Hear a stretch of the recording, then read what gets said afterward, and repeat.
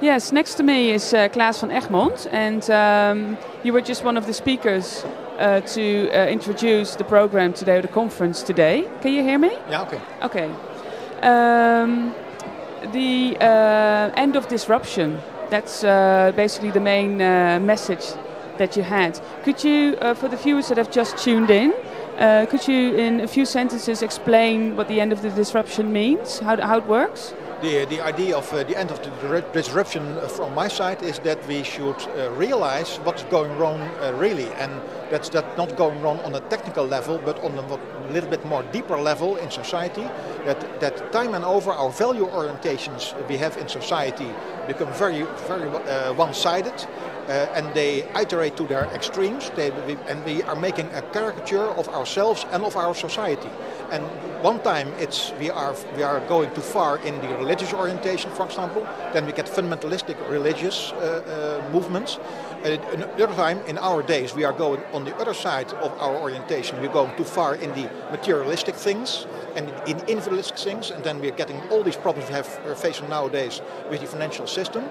In other times of our history, we have been too far in the collective orientation. Think about communism, things like that. So, time and over, we are just exaggerating ourselves, and what we value as people is exaggerated, and then it's going into catastrophe. For a very one-sided orientation, that you are only having a value on collective things and not on the individual values, which are also there at the same time. When you are ignoring that, the whole thing is capsizing to one side, and that is the disruption we have seen in history time and over. And which we are facing now. We are facing now a very specific one. It's not on the religious part of the story, but on the other side, where we have strong orientation on the I, the individual, and the material things, yes. Stuff. Okay, and that's our whole world. Yeah, we're facing a catastrophe. I think so, yes. Yes, and what does the catastrophe look like? When is it coming? And well, many people, Paul Gilding as well, of course, today, but many other people like John Gray, an English philosopher, and also socialists from the 50s, they warned that we will have an era of enormous fighting about the stuff, about materials, about resources, oil, what have you. And the whole idea is that we should go out that overvaluation of the stuff and value cultural things more and social things more. And that's also more in line with our real human being. Yes. So the crises that we have now, the climate crisis, the financial crisis, the famine, that's not the catastrophe that you mean. I mean, I feel that feels like pretty much a catastrophe already. Sure, that's a catastrophe for many people. That's the outside part of it. Right. But the causes are a little bit deeper. We are having this overconsumption because we are thinking that it is of value for us, while all these studies and all the cultural writings over the centuries are telling us that that's not the real essence of human being. Yeah. And when we should realize that, we could organize society a little bit different. For example, the political system, you can organize it in a better way, in which we are not enlarging the extremes, but organizing more cohesion. Yeah. And by doing so, we will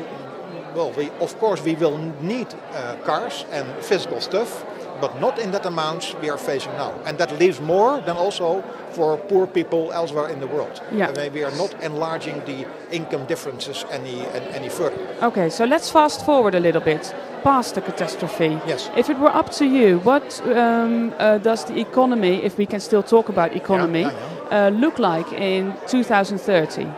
That would be then there's still a normal real economy, but there are two things have been changed. The political system has been adapted.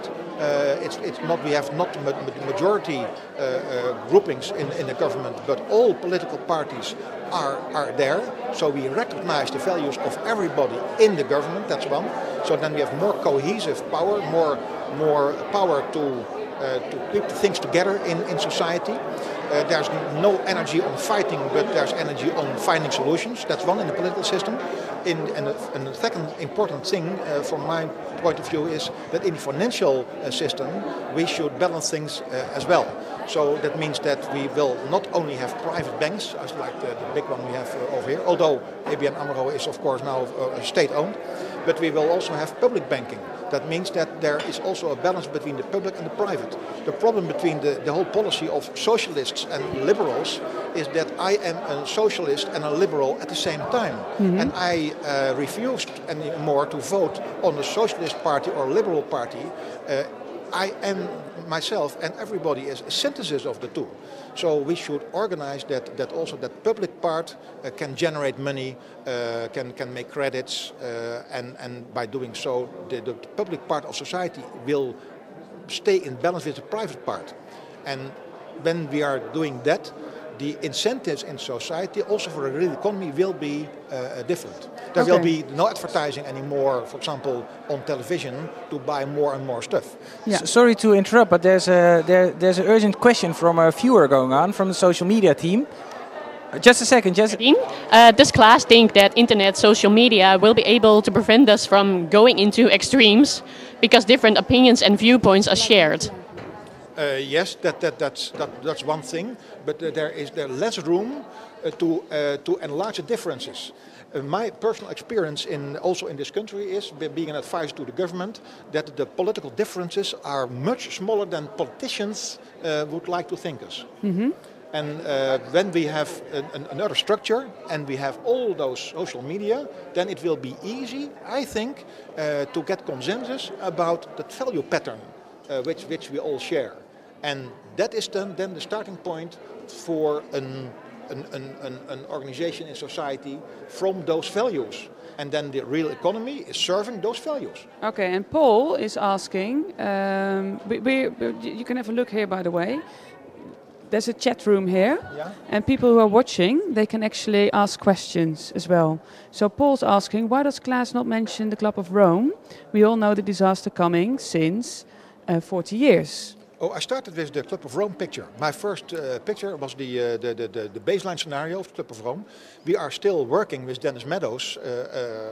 He was one of the main authors of the Club of Rome study. Limits to Growth. We have made those studies many times together with Meadows since then. And I started my presentation with that. The big question from my side was, why are we not learning from that? We are telling the story for 40 years that this is going wrong. It's happening exactly at the same moment, 2010 more or less, when it was predicted. And up till now, nobody is responding. Paul Gilding is responding, that's very good, of course, but policymakers, at this moment, there is no urgent need, for example, for climate policy. Yeah. So we are apparently are not learning from that. And how come? Given the fact that we are not aware of the underlying thing. We think that it's a technical issue. When we have more technologies, then we can combat climate change. Yeah. But that's not true. Or is it an ego thing? It's the orientation on the egoistic, individualistic, materialistic, my physical body thing, hedonism. We all things like sexuality in society is very important. That's a value orientation for this moment, and we should realize that it's not normal, and that media, for example, are shifting us also gradually in those directions. And the only way is to realize what's going wrong, and organize a structure in which also social media, for example. Talk about egos. There's a viewer with an ego and a big question. So, Marlies, can you tell what's going on? Yes, it's a question coming in from Mato. He says, thank you for your presentation. My question is, how can economies become more inclusive, giving poor people better economic opportunities? My solution in there is the balancing the private and the public. These private bankers are only giving money where they can have the largest gains. You cannot gain much from poor people. Yeah, so you can look at me because Marlies is in the meantime, she's doing more questions. Yeah, so she asks the questions and then I listen to your answer. Okay. So investors don't get rich from poor people. So the solidarity in society should be organized better. And that means that the public, the role of the public institutions like the governments should become larger. Over the last 50 years, it has declined. Everything has been privatized, and that brings an enormous imbalance in the whole story. We should rebalance that. Government should have more power. How do they get power? By having also the power of money. And that money power has to go back to governments. So we want to have also public banks, and those public banks are not for big gains. They are for giving credit to poor people. Yeah. Okay, does that answer your question, Mato74? I hope so. Let's play some music.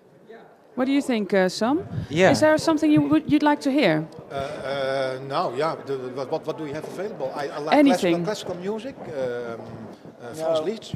No, we don't have classical music. Hotel California. Hotel California, I'm gonna look for it, so okay. I'll keep you posted. Just 1 second. Yeah, 1 second, and then I'll ask you the last question, because the viewers, they might feel a little bit empty-handed. Yeah. You know, listening to all these catastrophes, basically. Yes.